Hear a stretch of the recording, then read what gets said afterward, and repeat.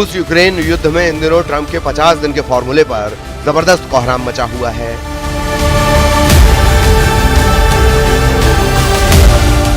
हालात ये हैं कि जहां पुतिन 50 दिन के अंदर यूक्रेन के 50% इलाके पर कब्जा करने की कोशिश में जुटे हैं, तो वहीं घबराया अमेरिका और नेटो अब पुतिन से आर पार की जंग करने के लिए मजबूर होते जा रहे हैं।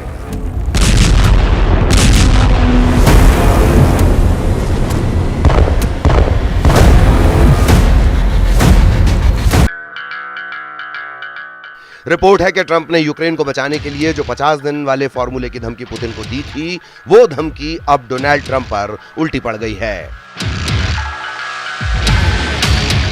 50 दिन में 50% कब्जा, सीक्रेट रिपोर्ट में ट्रंप खलनायक।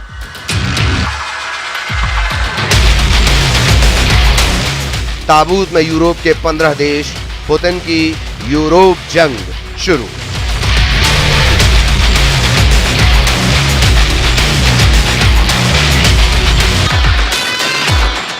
$1250 दिन की जंग में रूस को भले ही पूर्ण जीत न मिली हो, लेकिन राष्ट्रपति ट्रंप ने पुतिन को अगले 50 दिन का ऐसा मौका दे दिया जो रूस के लिए एक बड़ा जैकपॉट साबित हो रहा है। पश्चिमी मीडिया में कुछ खुफिया रिपोर्ट के हवाले से दावा किया गया कि 14 जुलाई 2025 को जब ट्रंप ने पुतिन को युद्ध रोकने के लिए 50 दिन का अल्टीमेटम दिया था, उसके बाद से अब तक पुतिन पूर्वी यूक्रेन के कम से कम 3 बड़े इलाकों पर कब्जा कर चुके हैं।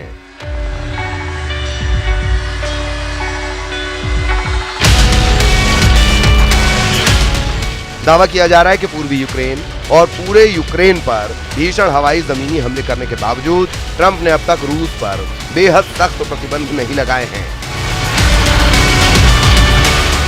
इधर यूक्रेन के राष्ट्रपति ज़ेलेंस्की एक तरफ अमेरिका और दूसरी तरफ नेटो और पश्चिमी देशों से हथियार मिलने में हो रही देरी से बेहद खफा हैं। दावा किया जा रहा है कि पूर्वी यूक्रेन के डोनेस्क में पोक्रोवस्क शहर पर रूस का कब्जा हो चुका है।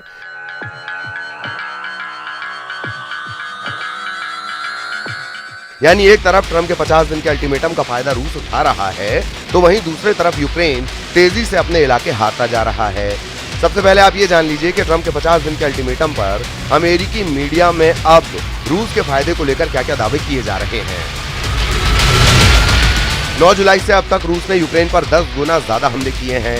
ऐसा अनुमान है कि 9 जुलाई से अब तक रूस ने यूक्रेन पर 2500 से ज्यादा हवाई हमले किए हैं, जिसमें एक दिन में यूक्रेन के शहरों और इलाकों पर 400 से लेकर 500 ड्रोन से अटैक किया गया, जबकि रूस ने बैलिस्टिक मिसाइलों से भी यूक्रेन में भारी तबाही मचाई है। वहीं ट्रंप को लग रहा था कि उनके अल्टीमेटम देने से पुतिन घबरा जाएंगे और युद्ध रुक जाएगा।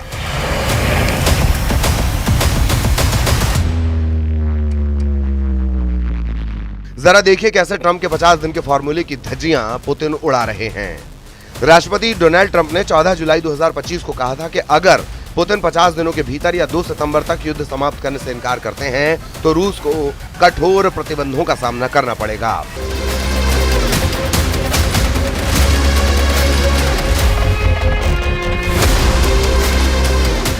पुतिन को ट्रंप की इस धमकी के बाद से रूस ने यूक्रेन पर अपने मिसाइल और ड्रोन हमलों में जबरदस्त इजाफा कर लिया, जिसकी वजह से पूर्वी यूक्रेन में भारी तबाही हुई। सैकड़ों यूक्रेनी नागरिक और हजारों की संख्या में यूक्रेनी सैनिक अब तक मारे जा चुके हैं। इस दौरान ट्रंप के 50 दिन के अल्टीमेटम को बकवास या कहें बोगस बताकर यह दावा किया जा रहा है कि ट्रंप ने पुतिन को 50 दिन यूक्रेन पर कब्जा करने के लिए एक तरह से दे दिए हैं।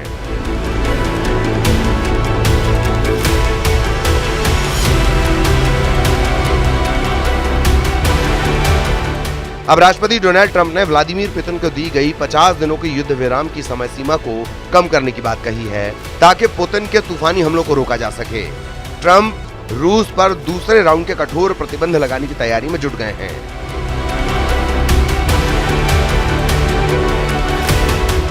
इधर होप फॉर यूक्रेन के सीईओ यूरी बोइचको ने अमेरिकी मीडिया को बताया कि पुतिन समय सीमा से पहले जितना हो सके उतना यूक्रेनी इलाका हासिल करने की कोशिश कर रहे हैं।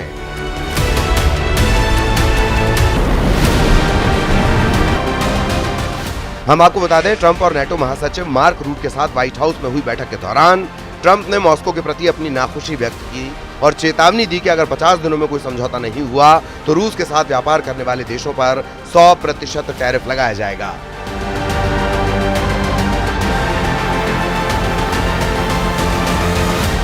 इधर युद्ध अध्ययन संस्थान यानी ISW ने 25 जुलाई को कहा कि रूसी सेना ने शायद यूक्रेन के पोक्रोवस्क के उत्तर पूर्व में नोवोइकोनोमचेने पर कब्जा कर लिया है ताकि डोनेट्स्क इलाके में रसद केंद्र को घेरने की कोशिश की जा सके, जिससे उन्हें नीपर की ओर पश्चिम की तरफ बढ़ने में मदद मिल सके।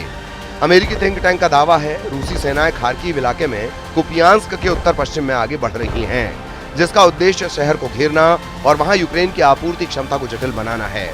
अमेरिकी थिंक टैंक का यह भी अनुमान है कि रूसी राष्ट्रपति पुतिन अब यूक्रेन के सूमय, खार्किव और नीपर के कुछ हिस्सों पर कब्जा करने पर ध्यान केंद्रित कर रहे हैं, जिन्हें बाद में फर्जी जनमत संग्रह के जरिए रूस का हिस्सा होने का दावा किया जा सकता है।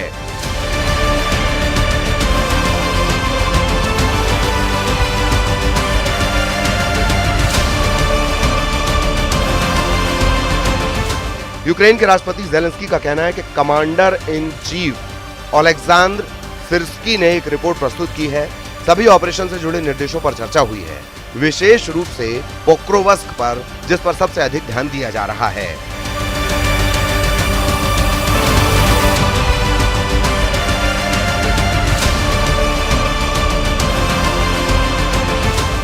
सूमय इलाके में हम सीमावर्ती क्षेत्रों में अपनी कार्रवाई जारी रखे हुए हैं। मैं रूसी क्षेत्र में कार्यरत अपनी सभी इकाइयों को भी धन्यवाद देना चाहता हूं। इधर रूस पिछले 10 दिनों से यूक्रेन पर बेहद तेज रफ्तार हमले कर रहा है।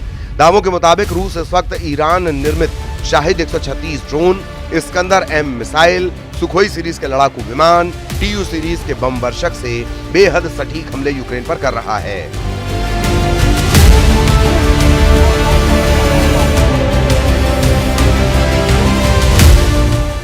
यूक्रेन का दावा है कि रूस ने नए इलाकों को इसलिए निशाना बनाना शुरू किया है ताकि यूक्रेन की अग्रिम सुरक्षा पंक्ति को तोड़ा और भटकाया जा सके। कुछ खबरों में दावा किया गया कि पुतिन के आदेश पर रूसी सेना की छोटी छोटी टीमों को यूक्रेन पर हमला करने के लिए भेजा गया है।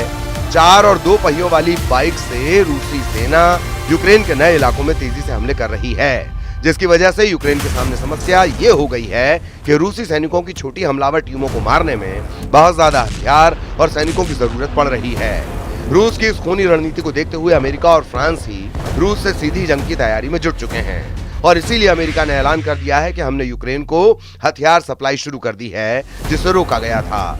जरा अमेरिका से आई इस खबर को देखिए।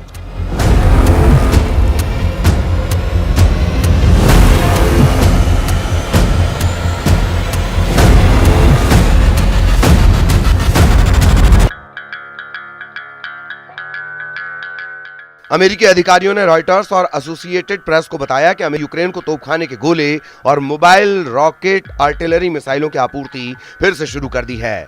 डोनाल्ड ट्रंप ने दावा किया कि उन्हें नहीं पता कि पिछले हफ्ते शिपमेंट को रोकने का आदेश किसने दिया था।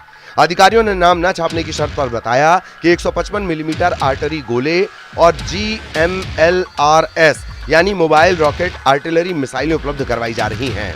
पिछले हफ्ते रोकी गई शिपमेंट में 30 पैट्रियट मिसाइलें, 8500 155 मिलीमीटर आर्टिलरी गोले, 250 से ज्यादा सटीक GMLRS मिसाइलें और 142 हेलफायर हवा से सतह पर मार करने वाली मिसाइलें शामिल थीं।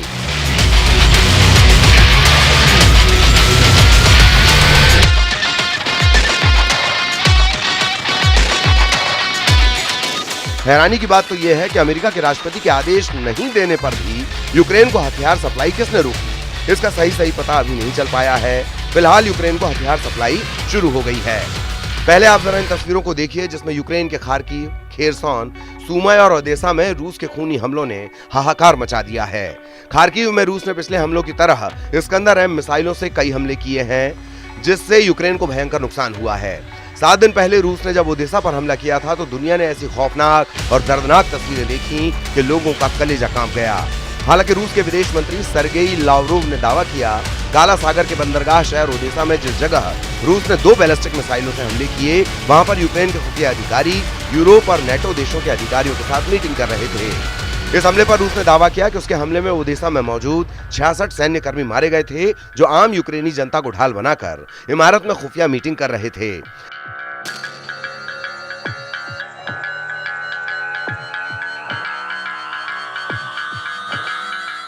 रूस ने इस हमलों से साबित कर दिया था कि यूक्रेन की तरफ से यूरोपीय देशों ने रूस के खिलाफ सीधी जंग शुरू कर दी है।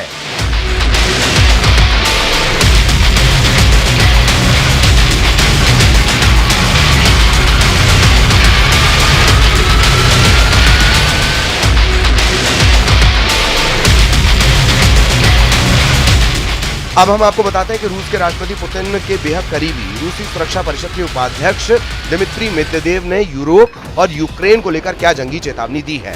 रूस के पूर्व राष्ट्रपति मेदवेदेव ने अप्रैल 2025 में ही यूरोपीय देशों को सीधी चेतावनी दी थी। दिमित्री ने धमकी देते हुए कहा था कि यूक्रेन में मौजूद यूरोपीय शांति सैनिक को रूसी सेना ताबूत में भेजेगी। दिमित्री मेदवेदेव ने यह धमकी फ्रांस की राजधानी पेरिस में अमेरिकी और फ्रेंच अधिकारियों की बैठक के बाद दी है। दावा किया जा रहा है कि पेरिस, लंदन और बेल्जियम में हुई यूरोपीय देशों की मीटिंग में रूस के खिलाफ खुली जंग की बात कही गई है। इसी को लेकर रूस यूरोपीय देशों पर बुरी तरह भड़का हुआ है। ब्रिटेन और फ्रांस के नेतृत्व में करीब 15 यूरोपीय देश यूक्रेन में अपने सैनिकों को भेजने पर राजी होते दिख रहे हैं। इसलिए रूस ने चेतावनी दी है कि वो यूक्रेनी धरती पर किसी भी पश्चिमी सैन्य उपस्थिति को बर्दाश्त नहीं करेगा।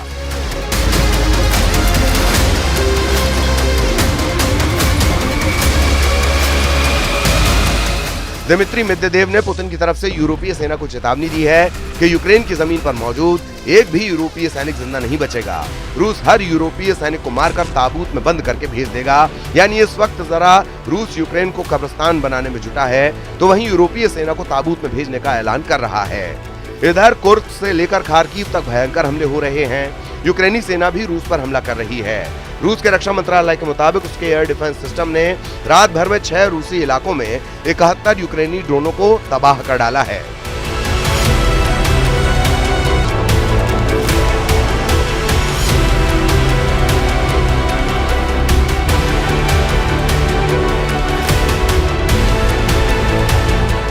जबकि 49 ड्रोन को रूसी सेना ने कुर्स्क इलाके में मार गिराया। रूसी सेना के 1.5 लाख सैनिक, 3000 टैंक और 5 ब्रिगेड इस वक्त यूक्रेन पर चारों तरफ से हमला कर रहे हैं। सबसे हैरानी की बात तो यह है कि रूस लगभग 1250 दिन से ज्यादा की जंग में यूक्रेन के 1,61,000 वर्ग किलोमीटर इलाके पर कब्जा कर चुका है, जो लगभग यूक्रेन की जमीन का 25 से 27% बैठता है। लेकिन उसके बावजूद रूस रुकने का नाम नहीं ले रहा।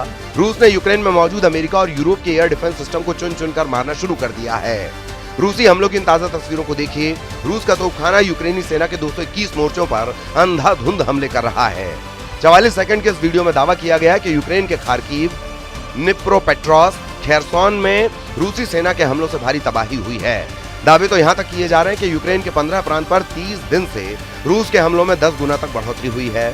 रूस के प्रचंड हमलों को देखकर कुछ वॉर एक्सपर्ट्स डंके की चोट पर दावा करने लगे हैं कि ट्रंप पुतिन के खूनी हमलों पर आंख मूंदे बैठे हैं और एक तरह से यूक्रेन के खिलाफ ट्रंप की सरकार की गद्दारी को यह साबित करता है। हम आपको ग्राफिक और तस्वीरों के जरिए दिखाते हैं कि इस वक्त यूक्रेन की राजधानी कीव समेत यूक्रेन के 15 प्रांत पर रूस किस तरह से कैसे हमले कर रहा है। इधर जमीन पर रूसी सेना तेजी से पूर्वी यूक्रेन, मध्य यूक्रेन और दक्षिणी यूक्रेन के इलाकों पर कब्जा कर रही है। कुर्स्क के इलाके से रूसी सेना ने पैदल सेना और टैंकों से हमले बेहद तेज कर दिए हैं।